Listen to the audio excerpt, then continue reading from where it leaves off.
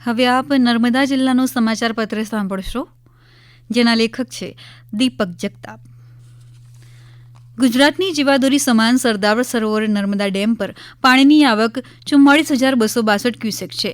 ડેમની જળ સપાટી 137.68 મીટરે પહોંચતા સરદાર સરોવર નર્મદા ડેમ હવે 96.18% ભરાઈ ચૂક્યો છે.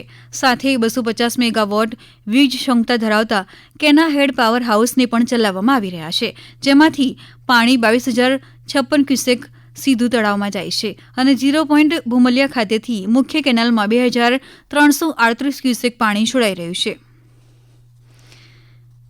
17મી સપ્ટેમ્બરે પ્રધાનમંત્રી નરેન્દ્રભાઈ મોદીના જન્મદિને રાજ્યભરમાં જનસુખાકારીના મહત્વના 3 કાર્યક્રમો યોજાયા છે.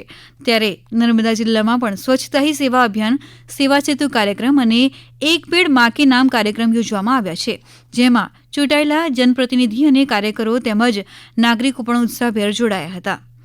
સામાજિક વનીકરણ વિભાગ નર્મદા દ્વારા એકલવ્ય મોડેલ સ્કૂલ ગોરા ખાતે 0.8 હેક્ટરમાં મિયાવાકી પદ્ધતિ દ્વારા 102 પ્રકારના દેશી અને ઔષધીય વૃક્ષોનું વાવેતર કરવામાં આવ્યું છે. અંદાજે 9,500 જેટલા વૃક્ષો ઉછેરવામાં આવ્યા છે. એક પેડ માં કે નામ અંતર્ગત સાંસદ, ધારાસભ્ય અને એકલવ્ય મોડેલ સ્કૂલના બાળકો દ્વારા કેમ્પસમાં વૃક્ષારોપણ કરવામાં આવ્યું હતું અને 75માં વન મહોત્સવ અંતર્ગત પણ વૃક્ષોનું મોટા પાયે વાવેતર કરવામાં આવ્યું હતું. ધોરણ 6 થી 12ના 390 બાળકો દ્વારા આ ખાસ વિશેષ દિને એક પેડ માં કે નામ અંતર્ગત વૃક્ષારોપણ કરવામાં આવ્યું હતું.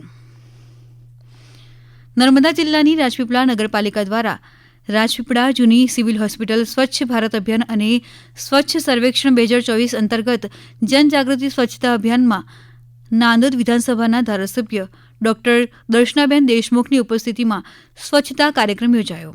આ સ્વચ્છતા અભિયાનમાં સક્રિયપણે લોકો ભાગ લઈ રહ્યા છે. રાજ્ય સરકારનો હંમેશા પ્રયાસ રહ્યો છે કે જરૂરિયાતમંદને કઈ રીતે સરળ સેવાઓ પ્રદાન કરી શકાય. તેમના કેટલાક પ્રશ્નો જેવા કે આધાર કાર્ડ, આવકના દાખલા સહિતની કુલ 13 વિવિધ વિભાગોની 53 જેટલી સેવાઓના લાભ આ સેવા સેતુમાં લઈ શકાશે. કલેક્ટરે આ એક દિવસની સરળ સેવાનો લાભ લેવા જિલ્લાની જનતાને અપીલ કરી હતી.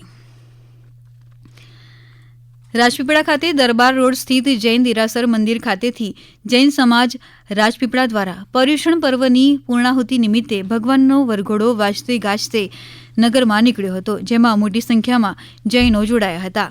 આ પ્રસંગે મિચ્છામી દુક્કડમ કરી સૌની માફી પણ માંગી પ્રાયશ્ચિત પણ કર્યું હતું. ગુજરાત સરકારના મહિલા અને બાળ કલ્યાણ વિભાગના કેબિનેટ મંત્રી ભાનુબેન બાબરેની અધ્યક્ષતામાં નર્મદા જિલ્લામાં એકતા ઓડિટોરિયમ ખાતે 7મા પોષણ માહની કાર્યશાળા છોટાઉદેપુરના સાંસદની ઉપસ્થિતિમાં યોજાઈ હતી. આ તબક્કે સુશ્રી ભાનુબેન બાબરેના હસ્તે બાળકોને અપાતા અન્નપ્રાશન સંસ્કાર પણ કરવામાં આવ્યા હતા. સાથે વિવિધ યોજનાના લાભાર્થીઓને મહાનુભાવોના હસ્તે કીટ વિતરણ કરવામાં આવ્યું હતું. રાજપીપળામાં રામદેવપીર મહારાજની જન્મજયંતિ શ્રદ્ધા અને ભક્તિભાવપૂર્વક ઉજવાઈ હતી, જેમાં રાજપીપળાના રોહિતવાસ ફળિયામાં ભાવિક ભક્તો દ્વારા નેજા ચડાવી આરતીનો ભક્તિમય કાર્યક્રમ યોજાયો હતો. પૂર્ણ શ્રદ્ધા તથા મહિલાઓ દ્વારા ભજનની ધૂન સાથે ભક્તિમય વાતાવરણમાં નાંદોદના ધારાસભ્ય ડોક્ટર દર્શનાબેન દેશમુખ સહિત વિવિધ આગેવાનો અગ્રણીઓ ઉપસ્થિત રહ્યા હતા. હમણાં જ આપે નર્મદા જિલ્લાનો સમાચાર પત્ર સાંભળ્યો, જેના લેખક હતા દીપક જગતાપ.